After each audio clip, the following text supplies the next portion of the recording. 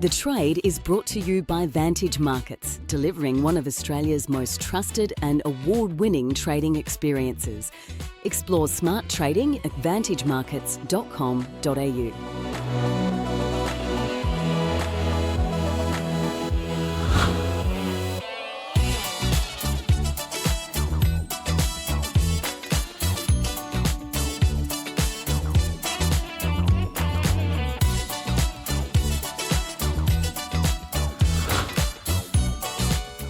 Hello and welcome to The Trade. Before we get into the charts that matter, a quick look at what traders are watching. With the US economy growing faster than previously estimated in the second quarter, amid strong consumer spending and business investment, although momentum appears to be slowing off as the effects of tariffs become evident. Gross domestic product increased at an upwardly revised 3.8% annualised rate last quarter, the fastest pace since the third quarter of 2023. Meanwhile, the number of Americans filing new applications for unemployment benefits fell last week, but the labour market has lost its lustre amid an anemic pace of hiring. The Fed Reserve Chicago President Austin Goolsbee says he can see further interest rate cuts if inflation falls, but went on to say he's just a little uneasy with too much front-loading until they're sure that's happening. Meanwhile, the installed new Fed Governor Stephen Moran has said the US economy is more vulnerable to shocks right now due to high interest rates based on what he refers to as unfounded inflation concerns among his Fed colleagues. US Treasury yields gained following the stronger than expected second quarter economic data, with the 10-year yield at 4.17%, the US dollar index up by 0.7% on the day, the Aussie dollar falling to 65.4.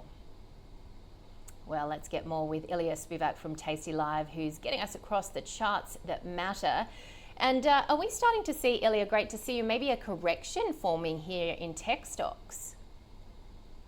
Very good to be with you as always, Juliet. And yeah, I think we have an interesting sort of setup here emerging for tech stocks, critically important to the overall market, given how much the Magnificent Seven and sort of adjacent things have sucked up in terms of market cap. These are really the pace-setting names, not just even for U.S. stocks, but globally. And so what we see here for the Nasdaq after these 3 days of selling this week is a bit ominous. We have a break through essentially what is the series of higher highs and higher lows that have kind of defined this creep higher that we've seen since the beginning of this month, with a base, let's say, under something like 23,200, 250. We've cleared through that now, and we face a very important threshold along the way, right around that 24,000 level. That's essentially our line in the sand. If we can get through there, then back in the direction of 2,300 we go. But of course, the implications are much larger. If this market rolls over, then the biggest names that have been powering the rally for the better part of 2 years are ostensibly sending us in a risk-off direction. And that's something that's likely to have consequences all over financial markets. Yeah, absolutely. All right, let's get into what we were seeing, though, with the dollar there, very much on the offense. Markets, winding back what we may see in terms of Fed cuts. What are we seeing with the euro dollar?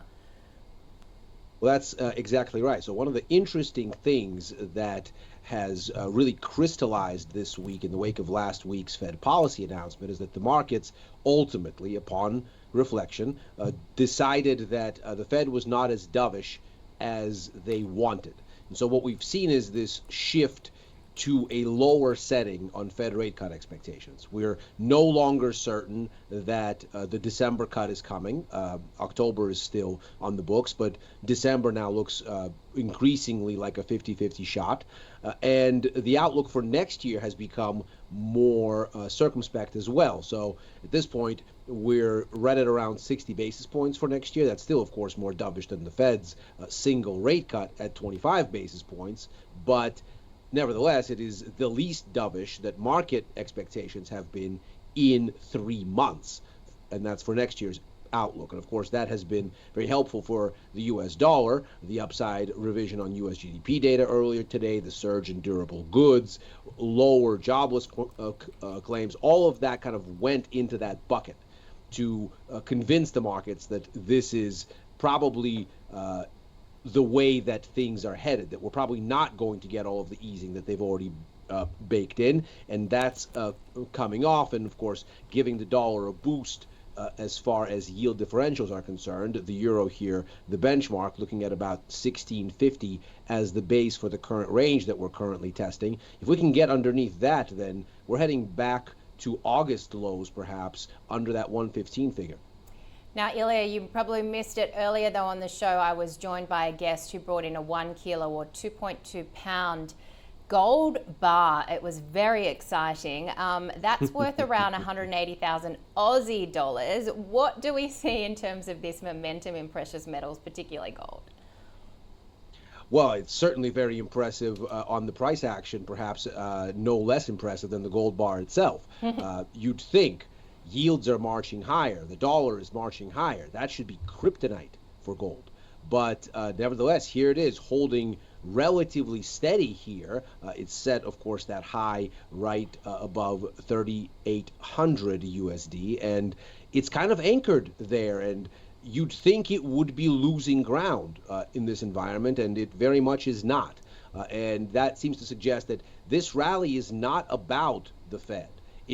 Or at least about near-term Fed policy. It may, in fact, be about the Fed, but have more to do with this threat to Fed independence. We had a letter get sent to the court today that is going to decide whether U.S. President Trump can remove Governor Lisa Cook, and virtually every major policymaker on the economic front, including the three living former Fed chairs, Bernanke, Yellen, and Greenspan, they all signed it, basically saying this is an unwelcome encroachment into Fed independence and Lisa Cook should stay. And so it looks like the markets are a little bit concerned structurally here. And that's what has gold holding relatively firm.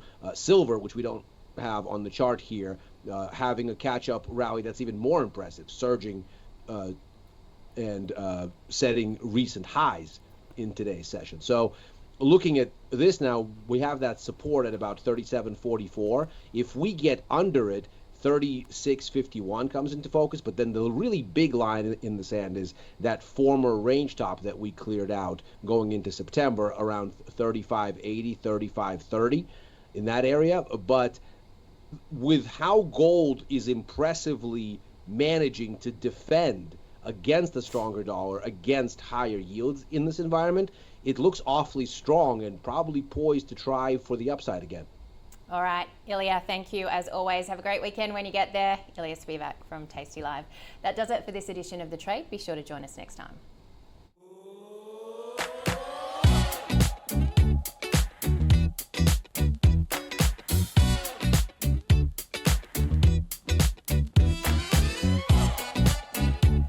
The Trade was brought to you by Vantage Markets, delivering one of Australia's most trusted and award-winning trading experiences.